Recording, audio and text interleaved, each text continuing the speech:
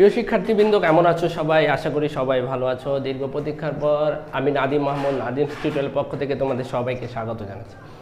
আজ আমি নির্দিষ্ট কোনো বিষয়ের উপর আলোচনা করব না। আজ আমি আলোচনা করব তোমরা যারা 2021 সালে উচ্চ মাধ্যমিক পরীক্ষায় অংশগ্রহণ করতে যাচ্ছ তাদের জন্য নাদিম টিউটোরিয়াল পক্ষ থেকে বিশেষ কিছু দিক নির্দেশনা এবং বিশেষ কিছু পরামর্শ আছে। এই পরামর্শগুলোই এই টিউটোরিয়ালে আমি তোমাদের সাথে শেয়ার। প্রথমে একটি কনফিউজড বিষয় নিয়ে তোমাদের সাথে আলোচনা করি। সেটি হলো ইদানিং বিভিন্ন সোশ্যাল মিডিয়া একটা বিষয় নিয়ে খুব আলোচনা সমালোচনা হচ্ছে। বিষয়টি হলো যে শিক্ষামন্ত্রী বলেছেন যে পরীক্ষার আপনাদের হলে যে পর্যবেক্ষক থাকবে সেই পর্যবেক্ষকের নির্দেশ অনুযায়ী আপনাদের প্রশ্নের উত্তর দিতে হবে। এই বিষয়গুলো আসলে এক একজন এক একভাবে শিক্ষার্থীদের সামনে উপস্থাপন করায় শিক্ষার্থীদের মধ্যে একটা কনফিউশন সৃষ্টি হয়েছে। আমি এই কনফিউশনটা আসলে দূর করতে চাই। প্রথমে আসলে শিক্ষামন্ত্রী কথাটি ঠিকই বলেছে যে আসলে পর্যবেক্ষকের নির্দেশ অনুযায়ী আপনাদের প্রশ্নের উত্তর দিতে হবে, কিন্তু আসলে বিষয়টা কি? বিষয়টা হলো আসলে আপনাদের পুরনো প্রশ্নপত্রে পরীক্ষা হবে। পুরনো প্রশ্নপত্রে বলতে কি বোঝায়? আপনাদের যখন সিলেবাসটা সংক্ষিপ্ত করা হয়েছে, এই সংক্ষিপ্ত সিলেবাসের উপর আপনাদের পরীক্ষার প্রস্তুতি হিসাবে আপনাদের যে প্রশ্ন করা হয়েছে সেই প্রশ্নপত্রের উপরেই আপনাদের পরীক্ষা হবে। এই প্রশ্নপত্রের মধ্যে আপনাদের লেখা ছিল যে আপনাদের 11টি প্রশ্ন থেকে 60টি প্রশ্নের অ্যান্সার দিতে হবে, কিন্তু এখন যেহেতু আপনাদের এই নিয়মটি চেঞ্জ হয়েছে শিক্ষা মন্ত্রণালয় থেকে যে আপনাদের যে কোনো 3টি প্রশ্নের উত্তর দিতে হবে, পর্যবেক্ষক আসলে আপনাদেরকে এই কথাটাই বলবে যে আসলে আপনাদের যে কোনো 3টি প্রশ্নের উত্তর দিতে হবে, কিন্তু এই কথাটাই বিভিন্ন মহল শিক্ষার্থীদের কাছে বিভিন্নভাবে উপস্থাপন করার কারণে বিভিন্ন শিক্ষার্থী কনফিউশনের মধ্যে পড়ে গেছে। আসলে কি আসলে পর্যবেক্ষক কি আমাদের প্রশ্ন নির্দিষ্ট করে দিবে যে এক ছাত্র এই 3টা প্রশ্নের উত্তর দিবে, অন্য ছাত্র এই 3টা প্রশ্নের উত্তর দিবে? আসলে বিষয়টা এরকম না। পর্যবেক্ষক আপনাদের এই নির্দেশনা দিবে যে আপনাকে প্রশ্নপত্রে যেটাই লেখা থাকুক আপনাদের আসলে যে কোনো 3টি প্রশ্নের উত্তর দিতে হবে। এটা যদি পর্যবেক্ষক আপনাদের না বলে দেয় তাও আপনারা যে কোনো 3টি প্রশ্নের উত্তর দিবেন। সেটা হলো ব্যবসায় শিক্ষা এবং মানবিক শিক্ষার্থীদের ক্ষেত্রে যে কোনো 3টি প্রশ্নের উত্তর দিতে হবে, আর বিজ্ঞান বিভাগে যে সকল ছাত্রছাত্রী আছে যে কোনো 2টি প্রশ্নের উত্তর দিতে হবে। আসলে এই বিষয়টাই শিক্ষামন্ত্রী বলতে চেয়েছিলেন যে পর্যবেক্ষকের নির্দেশনা অনুযায়ী আপনাদের কি দিতে হবে? প্রশ্নের উত্তর দিতে হবে। আর আমি আবারও বলছি, পর্যবেক্ষক আপনাদেরকে এই নির্দেশনাই দিবে যে আপনি প্রশ্নে যাই বলা থাকুক আপনি মানবিক এবং ব্যবসায় শিক্ষা শাখার যে ছাত্রছাত্রীরা আছেন তারা যে কোনো 3টি প্রশ্নের উত্তর দিবেন, এবং যারা বিজ্ঞান বিভাগের ছাত্র আছেন যে কোনো 2টি প্রশ্নের উত্তর দিবেন। এটাই আসলে পর্যবেক্ষক আপনাদের নির্দেশনা দিবে। এই বিষয়টি নিয়ে আর কোনো প্রকার কনফিউশন হওয়ার দরকার নাই। যে যাই বলুক আপনারা এই সত্যটার উপরেই সবসময় থাকবেন যে আসলে আপনাকে যে কোনো 3টা প্রশ্নের উত্তর দিতে হবে, সেটা পর্যবেক্ষক বলুক আর না বলুক। কারণ শিক্ষামন্ত্রী কিন্তু বলে দিয়েছেন যে শিক্ষা মন্ত্রণালয় থেকে আপনাদের যে মানবন্টন দেওয়া হয়েছে সেই মানবন্টনে কিন্তু বলা আছে যেভাবে বলা আছে আপনাদের পরীক্ষা কিন্তু সেভাবেই হবে। যে কথাই বলুক সেখানে আপনাদের কোনো কান দেওয়ার দরকার নেই। এই বিষয়টা আপনাদের প্রথম ক্লিয়ার করতে হবে, কারণ পরীক্ষা যখন আপনারা অংশগ্রহণ করতে যাবেন এমনি আপনারা একটু নার্ভাসের মধ্যে থাকবে। এরপরও যদি আপনারা আরও বেশি কনফিউজড হয়ে যান তখন আসলে এই পরীক্ষায় আপনি যখন পরীক্ষা দিতে যাবেন তখন কিন্তু এই জিনিসটা আপনার উপর প্রভাব ফেলবে। প্রথমে এটা মাথা থেকে ঝেড়ে ফেলতে হবে, আসলে কোনো কনফিউশন নেই। প্রথমে আমি আপনাদের যে মানবন্টন আছে এই মানবন্টনগুলো নিয়ে একটু আলোচনা করি। আপনারা যারা ব্যবসায়ী শিক্ষার এবং মানবিক বিভাগের শিক্ষার্থী আছেন তাদের মোট 1 ঘন্টা 30 মিনিটের পরীক্ষা হবে। 1 ঘন্টা 30 মিনিটের মধ্যে প্রথম 15 মিনিট আপনাদের মোট 30টি এমসিকিউর মধ্যে 15টি এমসিকিউ অ্যান্সার করতে হবে, এবং বাকি যে 1 ঘন্টা 15 মিনিট আছে এই 1 ঘন্টা 15 মিনিটের মধ্যে আপনাদের 11টি বর্ণনামূলক প্রশ্ন থেকে 3টি বর্ণনামূলক প্রশ্নের অ্যান্সার দিতে হবে। আর যারা বিজ্ঞান বিভাগের শিক্ষার্থী আছেন তাদেরও 1 ঘন্টা 30 মিনিট পরীক্ষা হবে। সেই ক্ষেত্রে প্রথম 15 মিনিটে আপনাদের মোট 25টা নৈর্ব্যক্তিক থেকে বা এমসিকিউ থেকে আপনাদের 12টি এমসিকিউ অ্যান্সার করতে হবে, এবং বাকি যে 1 ঘন্টা 15 মিনিট আছে সে 1 ঘন্টা 15 মিনিটের মধ্যে আপনাদের 8টি বর্ণনামূলক প্রশ্ন থেকে যে কোনো 2টি বর্ণনামূলক প্রশ্নের অ্যান্সার করতে হবে। এই হলো আপনাদের ওভারঅল মানবন্টন, এর বাইরে আর কিছুই নেই। অতএব শিক্ষা মন্ত্রণালয় থেকে যে মানবন্টন দেওয়া হয়েছে এটাই হলো সর্বশেষ মানবন্টন, এবং এই মানবন্টন অনুযায়ী আপনাদের পরীক্ষা হবে। আপনাদের যদি কেউ অন্য কোনো মানবন্টন আপনাদের কাছে শেয়ার করে আসলে তার কোনো ভিত্তি নেই, কারণ পরীক্ষা হবে সম্পূর্ণ শিক্ষা মন্ত্রণালয় দেওয়া মানবন্টন অনুযায়ী। আমি যে মানবন্টনের কথা বর্ণনা করলাম সেই মানবন্টন অনুযায়ী আপনাদের পরীক্ষা হবে। অতএব আপনারা এই মানবন্টন অনুযায়ী আপনারা পরীক্ষার প্রস্তুতি গ্রহণ করবেন। এবার আপনাদের প্রতি আমার বিশেষ কিছু পরামর্শ আছে, সেই পরামর্শ সম্পর্কে বলি। প্রথমে এমসিকিউ বলি। এই প্রথম আপনারা এমসিকিউতে অপশন পাবেন, অতএব আপনাদের 30টি এমসিকিউর মধ্যে 15টি এমসিকিউর অ্যান্সার করতে হবে। যদিও এই জিনিসটা আপনাদের প্রতি একটু অবিচার হয়ে গেছে যে 30টি এমসিকিউর মধ্যে খুঁজে 15টি এমসিকিউ অ্যান্সার করা আসলে 15 মিনিটের মধ্যে সম্ভব নয়, কিন্তু আসলে কিছুই করার নেই। যেহেতু বলা হয়েছে 15 মিনিটের মধ্যে অ্যান্সার করতে হবে, আপনাদের সেটাই করতে হবে। সেই ক্ষেত্রে আপনাদের আগের থেকে আরও বেশি সচেতন হতে হবে এমসিকিউ সম্পর্কে। যখন আপনাকে এমসিকিউ প্রশ্নটা দেওয়া হবে তখনই আপনি টাইমিং সম্পর্কে খুব সচেতন হবেন যে আমার 15 মিনিটের মধ্যে 15টি এমসিকিউ অ্যান্সার করতে হবে। তারপর আপনারা এমসিকিউ সম্পর্কে অবশ্যই খেয়াল রাখবেন যে আপনারা যেহেতু আপনাদের কাছে অপশন আছে, সুতরাং আপনারা যেই এমসিকিউটি 100% শিওর সেই এমসিকিউটি দাগাবেন। অন্য যেটাতে আপনার 90% আপনার শিওরিটি আছে, 10% কনফিউশন আছে, সেই এমসিকিউটিতে আপনার দাগাবেন না। একবার 100% যে এমসিকিউটি আপনি পারেন যে আমার 100% আমি শিওর এই এমসিকিউটি হবে, মানে এই উত্তরটি হবে, সেই উত্তরটি আপনি দাগাবেন। এবং আপনাদেরকে আবার বলি যে এমসিকিউর মধ্যে আপনার টাইমিং বিষয়টা নিয়ে আপনার অনেক সচেতন হতে হবে যে আমার 15 মিনিটের মধ্যেই আমার 15টি এমসিকিউ দাগাতে হবে। আপনাদের যে সকল বিষয়ে ম্যাথ আছে সেই বিষয়গুলোর কিছু বড় বড় ম্যাথ সম্পর্কিত এমসিকিউ আপনাদের আসবে। আমার পরামর্শ হলো আপনারা এই এমসিকিউগুলো অ্যাভয়েড করার চেষ্টা করবেন, কারণ এই এমসিকিউগুলো করতে গেলে আপনার কিছু সময়ের অপচয় হবে। অতএব সেক্ষেত্রে আপনি একটু পিছিয়ে পড়তে পারেন। সেক্ষেত্রে এই জিনিসগুলো আপনি অ্যাভয়েড করার চেষ্টা করবেন, এবং অ্যাভয়েড করার জন্য এটা আপনি পরীক্ষার আগেই আপনার মাইন্ডটা সেট করে নেবেন যে আমি বড় বড় এমসিকিউগুলোকে অ্যাভয়েড করে চলবো। আমি চেষ্টা করব হলো 15 মিনিটের মধ্যে যে এমসিকিউগুলো সহজ আছে, অতএব যেখানে আমার সময় কম লাগবে সেই এমসিকিউগুলোই আমি আনসার করব।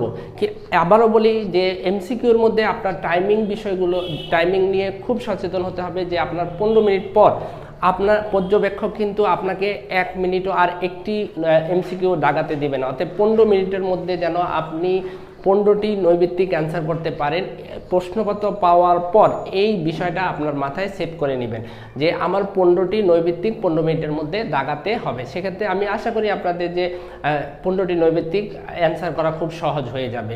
অতএব এই বিষয়গুলো নিয়ে আপনার পরীক্ষার আগেই পরিকল্পনা করবেন। পরীক্ষার হলের মধ্যে আপনারা অনেক বেশি নার্ভাস থাকেন, অতএব ওইখানে আপনার কোনো পরিকল্পনাই কাজে দিবে না। আপনি যখন পরীক্ষার হলে যাবেন, হলের আগেই আপনি ঠিক আগের রাতে এই বিষয়গুলো নিয়ে আপনি পরিকল্পনা করবেন আপনি কিভাবে এমসিকিউ অ্যান্সার করবেন, কোন কোন এমসিকিউ অ্যান্সার করবেন, কোনগুলো অ্যাভয়েড করবেন, কিংবা কোন কোন অধ্যায়ের এমসিকিউগুলো অ্যান্সার করবেন, কোন কোন অধ্যায়ের এমসিকিউগুলো অ্যাভয়েড করবেন, সেগুলো আগের রাতেই আপনারা পরিকল্পনা করবেন এবং পরিকল্পনা অনুযায়ী পরের দিন পরীক্ষা দিতে। এবার আসেন আপনাদের মূল যে পরীক্ষা, সেটা হলো বর্ণনামূলক পরীক্ষা নিয়ে আলোচনা করি। যে বর্ণনামূলক পরীক্ষাগুলো আপনারা কিভাবে দিবেন, আপনাদের কি কি পরিকল্পনা করা প্রয়োজন এই বর্ণনামূলক প্রশ্নগুলো নিয়ে, সেগুলো নিয়ে আমি আলোচনা করব। আপনাদের যারা ব্যবসায় শিক্ষার এবং মানবিক বিভাগের শিক্ষার্থী আছেন তাদের 11টি প্রশ্ন থেকে মাত্র 3টি প্রশ্নের অ্যান্সার দিতে হবে। অতএব পাবেন আপনি 1 ঘন্টা 15 মিনিট। সেক্ষেত্রে আমার এই বর্ণনামূলক প্রশ্নগুলো নিয়ে আপনাদের কাছে বিশেষ কিছু পরামর্শ আছে। পরামর্শগুলো হলো আপনাদের যে অধ্যায়গুলো দেওয়া আছে সেই অধ্যায়গুলো থেকে যেহেতু 11টি প্রশ্ন আসবে, সেক্ষেত্রে আশা করা যায় যে প্রত্যেক অধ্যায় থেকে কমপক্ষে 2টি প্রশ্ন আসবে। তাহলে সেক্ষেত্রে আপনাদের করণীয় হবে, আপনি যেহেতু আপনার 3টা প্রশ্নের অ্যান্সার দিতে হবে, আপনি যে কোনো 2টো অধ্যায় খুব ভালোভাবে পড়বেন। খুব ভালোভাবে মানে এটাই আপনার পরিকল্পনা থাকবে যে আমার প্রথম কাজ হলো এই 2টো অধ্যায় থেকেই আমি আনসার করব, এই 2টা অধ্যায় থেকে আমি অ্যান্সার করব। অন্যগুলো যদি আমার এই 2টা অধ্যায় থেকে আমি অ্যান্সার করতে না পারি, সেক্ষেত্রে আমি অন্য অধ্যায়ে মুভ করব। কিন্তু প্রথম আপনার মাইন্ডে সেট থাকতে হবে যে এই 2টা অধ্যায় থেকে আপনি অ্যান্সার করবেন, যে প্রশ্নগুলো এই 2টা প্রশ্নের অ্যান্সার করবেন। সেক্ষেত্রে আপনি প্রশ্নপত্র পাওয়ার পর আপনার প্রথম কাজ থাকবে আপনি যে 2টো অধ্যায় খুব ভালোভাবে পারেন সেই 2টো অধ্যায়ের প্রশ্নই খুঁজবেন, অন্য কোনো অধ্যায়ের প্রশ্নের উপরে আপনার ফোকাস করার দরকার নাই। সেক্ষেত্রে আপনি যদি পুরো প্রশ্নের উপরে ফোকাস করেন তাহলে সেক্ষেত্রে আপনার একটা সমস্যা হতে পারে যে আপনি একটা অঙ্ক পারেন কিন্তু খুব ভালোভাবে পারেন না, যে হয়তো বা খ নম্বর প্রশ্নতে আপনার একটু সমস্যা হতে পারে, কারণ ওই অধ্যায় সম্পর্কে আপনার পরিপূর্ণ প্রস্তুতি নেই।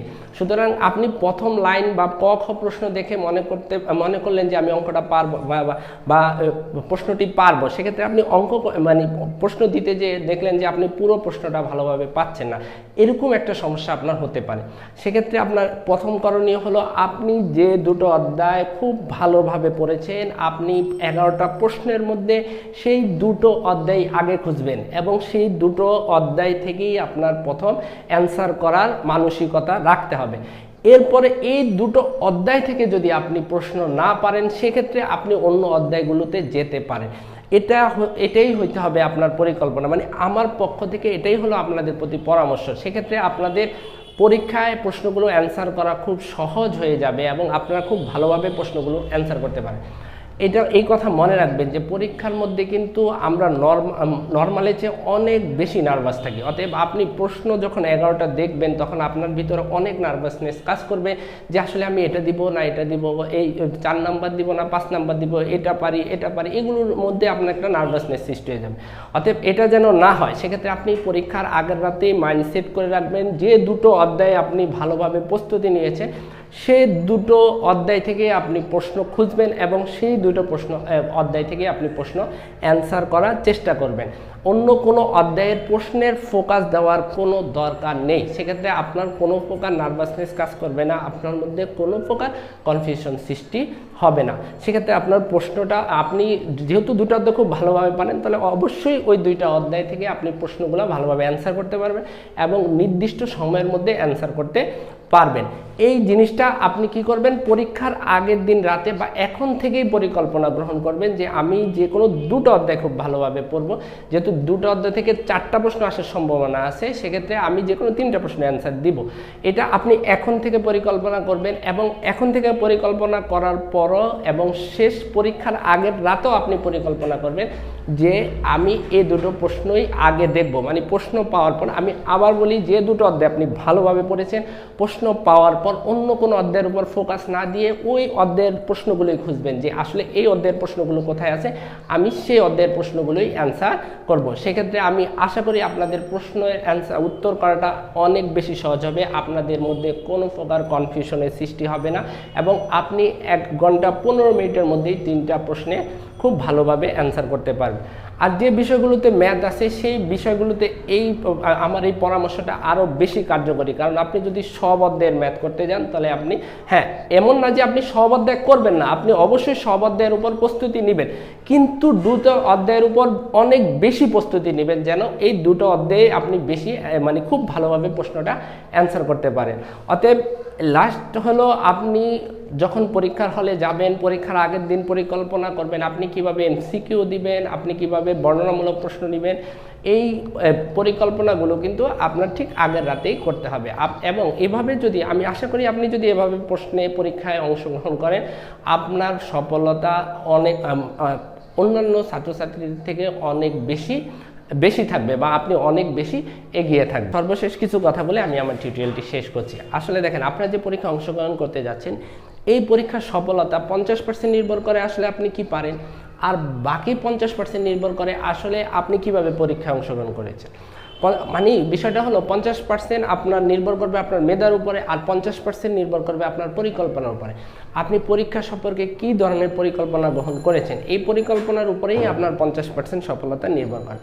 এই পরিকল্পনার একটা ছোট্ট উদাহরণ দিই যে আপনি পরীক্ষার আগের রাতে কী করবেন। পরীক্ষার আগের রাতে আপনার করণীয় কাজ হলো, আপনার পরীক্ষার জন্য যে প্রয়োজনীয় বিষয় বা জিনিসগুলো আছে, যেমন আপনার অ্যাডমিট কার্ড, রেজিস্ট্রেশন কার্ড, তারপর হলো আপনার ক্যালকুলেটর, তারপর হলো পেন্সিল, কলম, এগুলো আপনি একটা ব্যাগে সুন্দর করে গুছিয়ে আপনি তাড়াতাড়ি ঘুমিয়ে পড়বেন এবং খুব ভোরে ঘুম থেকে উঠবেন। ঘুম থেকে ওঠার পর আপনি যে অধ্যায়গুলো অ্যান্সার করবেন সে সিলেক্ট করে রেখেছেন, এই অধ্যায়গুলো লাস্ট একবার রিভাইজ দিবেন। রিভাইজ দেওয়ার পর আপনি কি করবেন, নির্দিষ্ট সময় হাতে রেখে আপনি পরীক্ষার হলের উদ্দেশ্যে রওনা দিবেন।